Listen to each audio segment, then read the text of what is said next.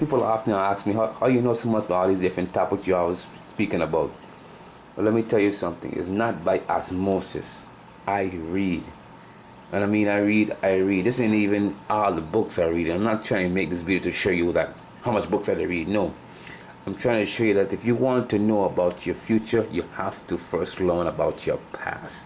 You have to read. I spend God knows how much money on actual books, man. This one right there, The Struggle for Zimbabwe. You have to read this one here if you want to know what happened to Zimbabwe and why Zimbabwe is in the state it's in today. This other one here, this one was actually forwarded by Robert Mugabe himself. You can see right down there.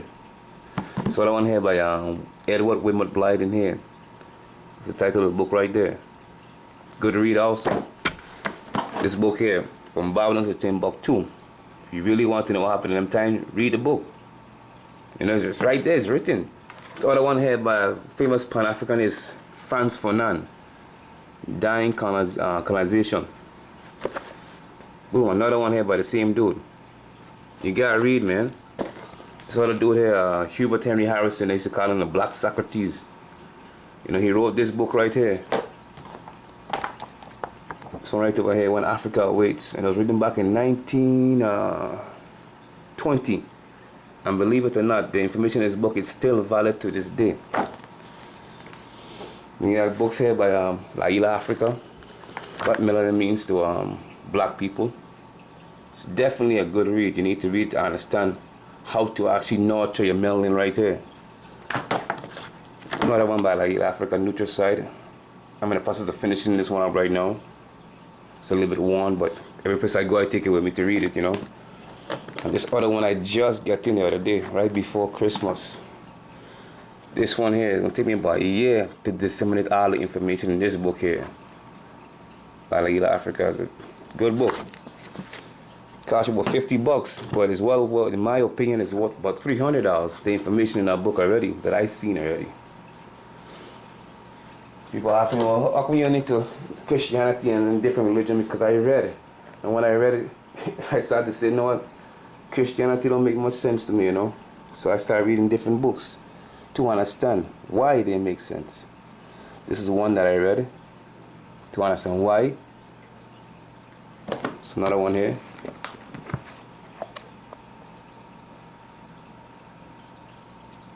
And then these books are not for sure, just the name alone, a lot of people ain't gonna read it at all.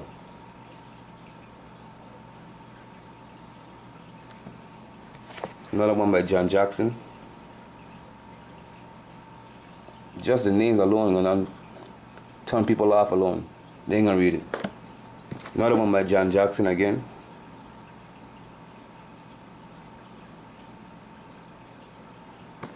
One by Gerald Massey.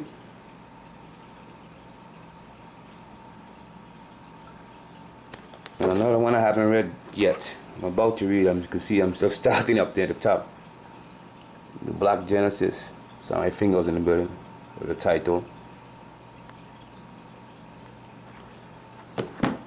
And then some books here by Cheikh Anta Diop, which if you're African descent, if you just want to know, period, you need to read these books.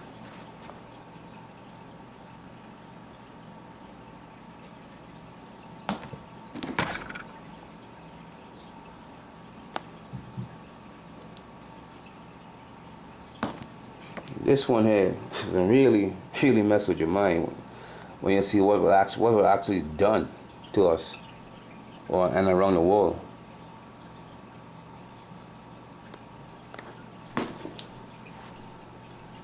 And for those of you that say, well, there was slavery in Africa before the European and before the Arabs, yes, but the slavery, what we talk about and what was actually there is totally different.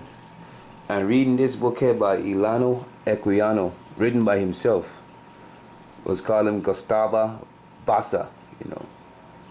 You will actually see that there's a stark difference from what they call slavery and what the Africans call slavery on the continent. There's a stark difference. You need to read this book to understand that. See, it's edited by this dude, but it's written by himself though. If you want to find out about the African civilization, you can read some of these books here by John Jackson again. If you're a fan about Africa, you can read some of this book here by W.E.B. Du Bois.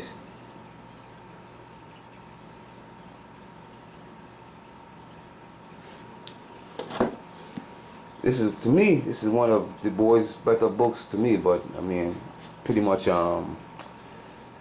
underpublished to me. Not underpublished, but it's not as popular as his other books. But this, to me, this is one of his better books to me.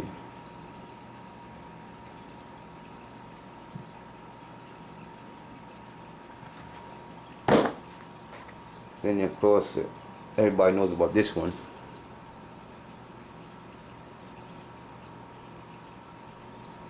Like I said, that's not even all the books. And if you want to know how to improve our condition, or why we got into the condition when it comes to economics, you have to read this book here.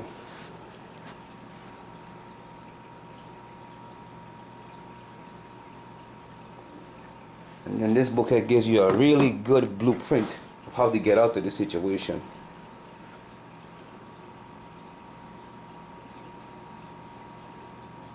It's a pretty good read though, so it's going to take you a minute to get through it.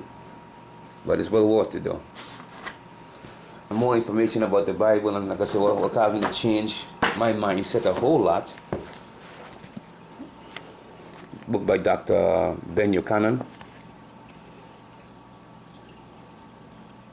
Again, the name is going to stop a lot of people from reading it, because just that, the need for a black Bible, many people ain't going to read that book at all.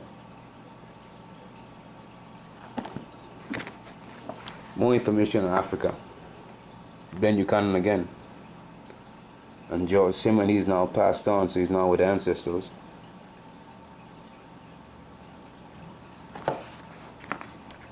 This is volume 2 to the one book I just showed you previously. Volume 2 to this one right here. So this is volume 2 to it. See the name again, the myth of the Genesis and the Exodus. A lot of people ain't going to hear that, because Genesis is the beginning and Exodus is the end. A lot of people ain't going to hear that by Ben Buchanan again. And then the Black Man of the Nile. Well, again, the name is going to stop a lot of people from reading it, because they already have this perceived notion about Egypt and the Nile and so forth. If you want to know what happened in Ethiopia, you need to read this book over here as well.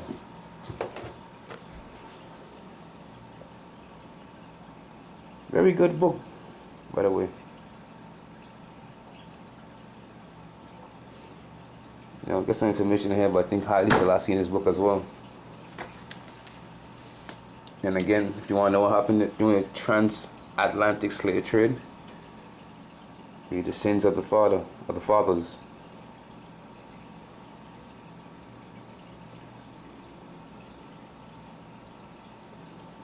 See, some of these books I'm showing you is not only written by Africans, some are written by Europeans as well.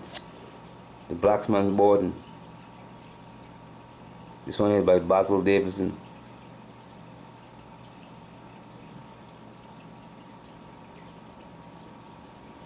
Not a good book. Like I said, that's just a little fraction of it.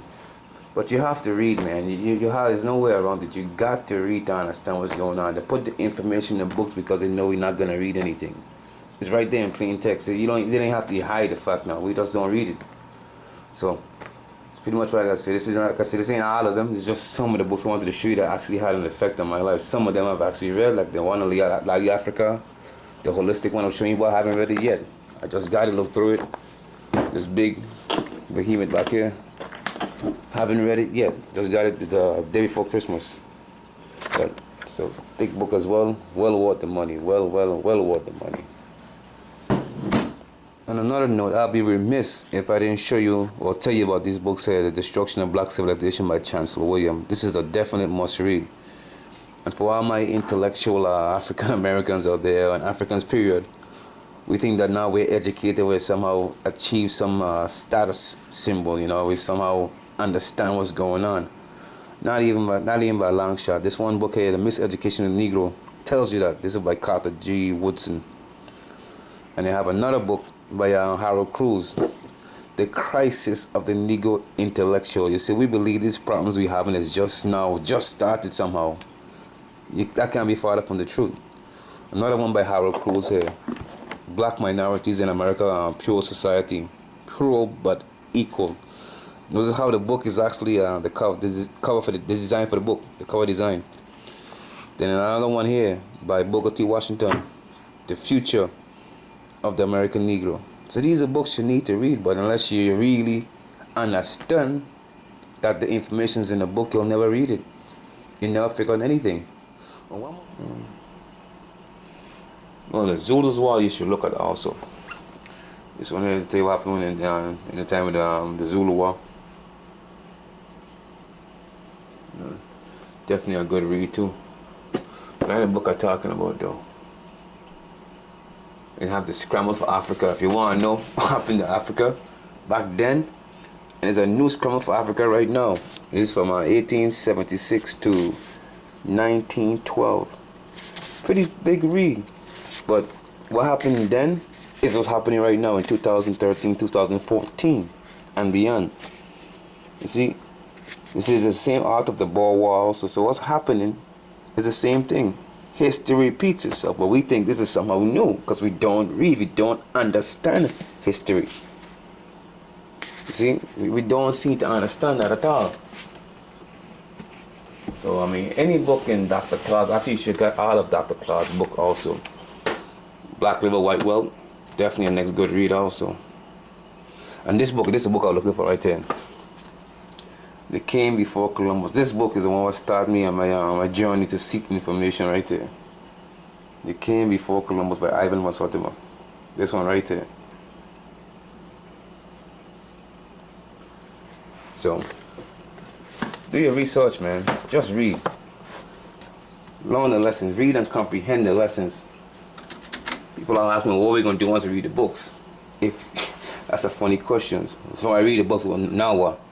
If you ask me such a foolish question, I mean, you don't understand. You don't want to comprehend what what you read. You see? If you read any of those books I just recommended, and you still ask me, well, what are we going to do now? Then there's not much I could tell you. There's not much nobody can tell you. Because people that came before us poured their heart and soul into these books so we could learn a lesson, and we still ain't seen to get it yet. Well, the sad part is many of us wouldn't even read it unless somebody tells us what the book was about or read it for us, which is really sad. Because you should be able to read and comprehend the words and actually look at the words and break down the words. If you don't understand what the words mean, look it up. They say we live in the information age, right? Put the word in the internet, put it in Google, look up what the meaning of the word is. But many of us have gotten intellectually lazy over the years, and that's going to offend some people, but you'll have to be offended. We don't want to do no research. Somebody tell me what the information is about, that's good enough. Well, question, how do you know what the person is telling you is correct? I guess you don't care. Oh, there's another book here. I was looking on the shelf here for my Rastafarian brethren here. I want to check this book out there. If you're interested in the resistance of having to Rastafari and so forth, you might want to check this out there for our money. Alright, I'm done this video here. I don't want to make it too long. But let's try and illustrate a point though. You have to read. The information is in the books. Many of the scholars have put the information in the books. All the new scholars you see talking about, all of the new brothers on the scene dropping information. Where do you think they get the information from? They didn't get it from osmosis. They read it. They research. So to you, they might seem like they're talking something new. But to those of us that read and understand, it's just the same thing they're saying because they read it. They read it. They understood it. Now they're taking out some of the information and bringing it to you so in a way that you can understand it. Not taking anything away from them, but just trying to illustrate a point. You have to read it. There's no way around it. You can watch a DVD about the information, fine, but you still have to read and do your own research, because if you trust somebody else to bring forth the information for you, how do you know what they're saying is correct? Yes, I know the books could be a little off, but once you begin to read and get in the habit of reading, you'll be able to disseminate the information. You'll be able to tell facts from fiction. You can say, nah, that's propaganda. You can be able to just say, nah, this don't make no sense. It couldn't have went that way. But when you don't know and you're not in the habit of reading and researching for yourself, everything you're told, you take it at face value and you run with it. So you have to be able to read and comprehend. Those are the two vital skills you have to have. Because many people just read, but they don't comprehend what they're actually reading. Anyway, I done.